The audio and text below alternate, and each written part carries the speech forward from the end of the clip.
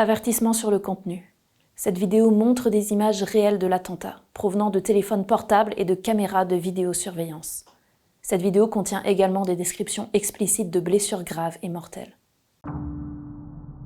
En juin 2025, en Syrie, un terroriste armé d'un fusil et d'explosifs a pris d'assaut l'église Saint-Élie de Damas. C'était le 22 juin, à 18h. Nous nous rendions à l'église pour l'office. Le service se déroulait comme à l'accoutumée.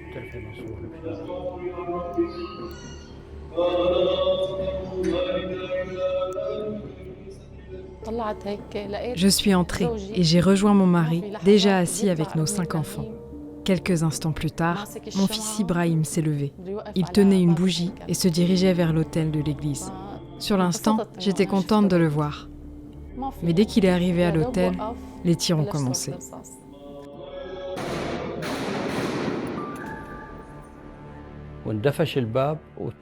Les portes de l'église se sont ouvertes et nous avons été attaqués par un terroriste. Il tirait sur nous à balles réelles, de gauche à droite.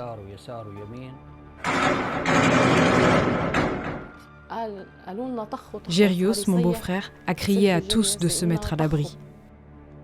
Je me suis accroupie entre 2 bancs. Boutros, mon frère, s'est jeté sur le terroriste et l'a plaqué au sol. Gérios, mon deuxième frère, a tenté de le maîtriser avec d'autres personnes.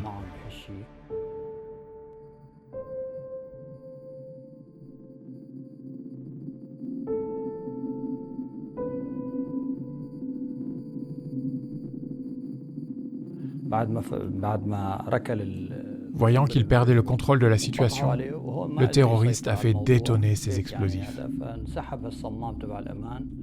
Vous ne pouvez pas imaginer la scène.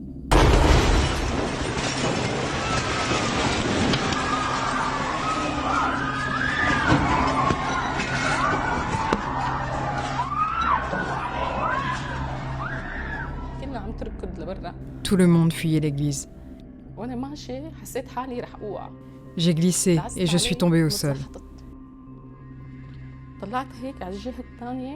J'ai levé la tête et là, j'ai vu le torse détaché de Gérios.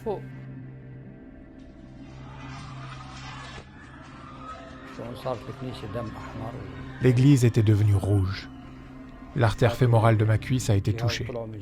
Il n'y avait personne pour nous aider. Je suis resté au sol, à l'intérieur de l'église, pendant plus de 10 minutes, avec une hémorragie artérielle. Personne n'était là pour envelopper la plaie avec sa chemise et arrêter l'hémorragie.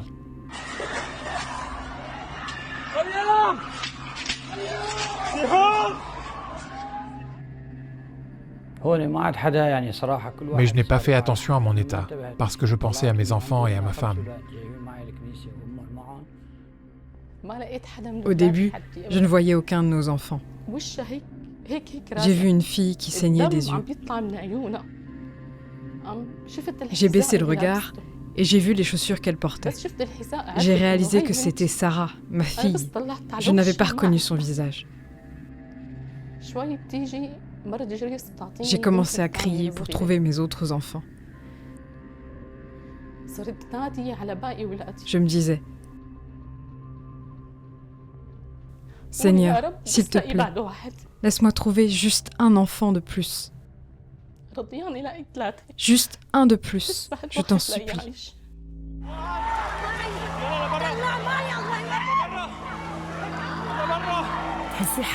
C'était comme dans un film. Ça n'avait pas l'air réel. Je n'arrivais pas à comprendre ce qu'il se passait autour de moi. En 10 minutes, tout a basculé. Mais il fallait que je retrouve mon père. Je me suis rendue au service de chirurgie. Il y avait 4 personnes dans la même salle d'opération, dont mon père. Je me suis assise là, près de la porte, à attendre et à prier. Quelle que soit l'issue, peu importe, pourvu qu'il respire encore. J'ai appris qu'il était décédé vers minuit 30, 6 heures après l'explosion.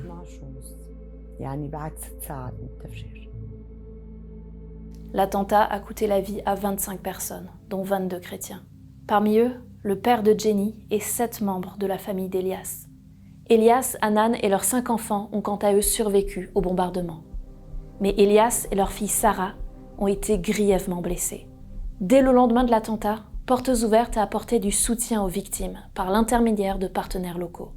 L'attentat, bien qu'il soit revendiqué par les membres du groupe djihadiste Saraya Ansar al-Sunna, fondé après la chute du régime de Bachar al-Assad, est attribué par les autorités syriennes au groupe État islamique. Cela fait environ 1 an et demi que le régime de Bachar al-Assad est tombé. Dans les premiers temps, les chrétiens ne savaient pas trop quoi attendre de cette nouvelle situation. Mais maintenant, ils commencent à être fixés. Ce terrible attentat est la partie la plus visible d'un climat de peur et de menace qui règne sur la communauté chrétienne depuis que le nouveau président, un ancien membre d'Al-Nosra lié à Al-Qaïda, a pris le pouvoir. Ce dernier a déclaré « Nous travaillerons jour et nuit pour arrêter tous ceux qui ont participé à ce crime odieux et pour les traduire en justice afin qu'ils reçoivent la peine qu'ils méritent. » et a rappelé l'importance de la solidarité et de l'unité face à tout ce qui menace la sécurité et la stabilité de la patrie. Cependant, malgré ces paroles encourageantes, les incidents se multiplient.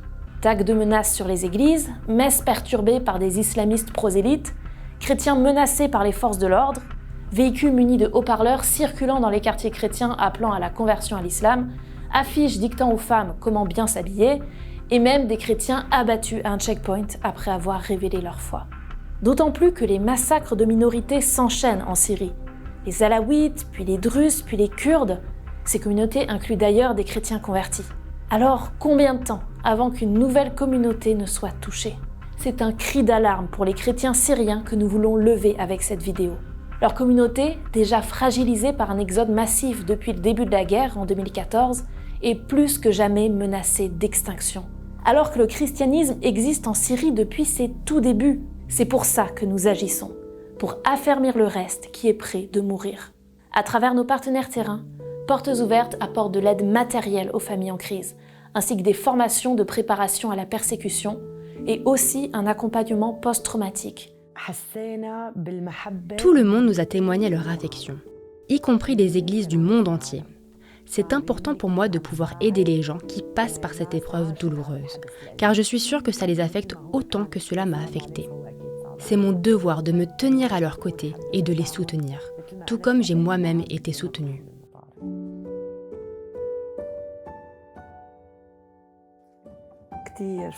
Mon père nous manque énormément. La maison est sombre sans lui. Mais je suis réconfortée, car dans le Seigneur, nous avons l'espérance de la résurrection. Nous avons foi que la mort n'est pas la fin.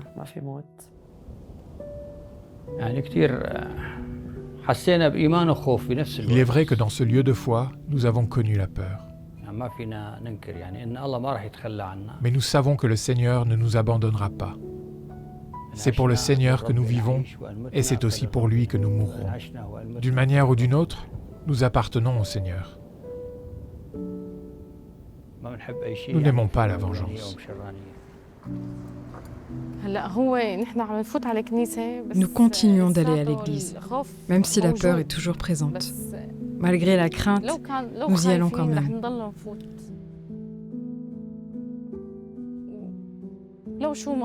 Peu importe ce qui arrive, peu importe à quel point il nous terrorise, je reviendrai à l'église. Mais je veux demander aux gens, ne nous oubliez jamais. Nous ne cesserons pas d'être chrétiens. Ces martyrs seront notre force et non pas notre faiblesse. Nous demandons au monde entier de ressentir ce que les chrétiens d'ici ressentent, de continuer à prier pour que nous tenions ferme, remplis de force et de foi. On a toujours tenté de persécuter l'Église et de l'éliminer. Les chrétiens sont persécutés tout autour du monde. Mais le Seigneur est à nos côtés. Oui, le Seigneur est avec nous. L'Église restera intacte et ne sera pas affectée par cet incident. La prochaine génération n'en sera que plus forte.